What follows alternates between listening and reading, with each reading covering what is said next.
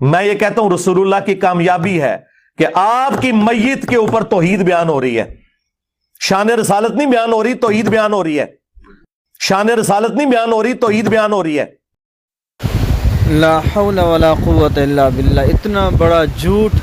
مرزا صاحب اپنے سامنے رکھی ہوئی بخاری شریف پڑھ لیتے اور اس میں حدیث 3667 پڑھتے تو اس کے اندر آپ کو نظر آتا کہ اتنے میں ابوبکر صدیق رضی اللہ تعالیٰ عنہ تشریف لے آئے اور اندر جا کر آپ صلی اللہ علیہ وسلم کی ناش مبارک کے اوپر سے کپڑا اٹھایا اور بوسہ دیا۔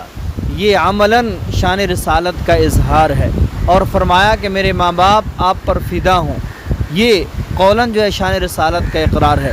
آپ زندگی میں بھی پاکیزہ تھے اور وفات کے بعد بھی اتنی بہترین شان رسالت بیان کی رہی ہے، اور فرمایا کہ اس ذات کی قسم جس کے ہاتھ میں میری جان ہے، اللہ تعالیٰ آپ پر 2 مرتبہ موت ہرگز طاری نہیں کرے گا۔ یہ شان رسالت نہیں ہے تو اور کیا ہے؟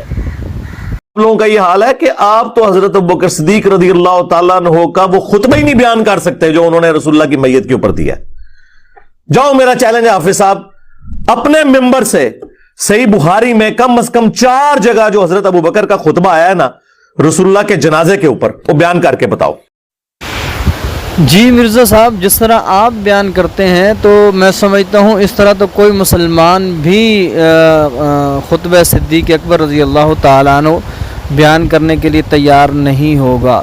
جس طرح آپ جو ہے مسلمانوں کو گمراہ کر رہے ہیں اور خطبہ صدیق اکبر رضی اللہ تعالیٰ عنہ کا حوالہ دے کر شان رسالت کا انکار کرتے ہیں، رسول اللہ صلی اللہ علیہ وسلم کی عظمت، آپ کی شان، آپ کے تقدس کا انکار کرتے ہیں، تو اس طرح کسی مسلمان سے تو نہیں ہو سکتا۔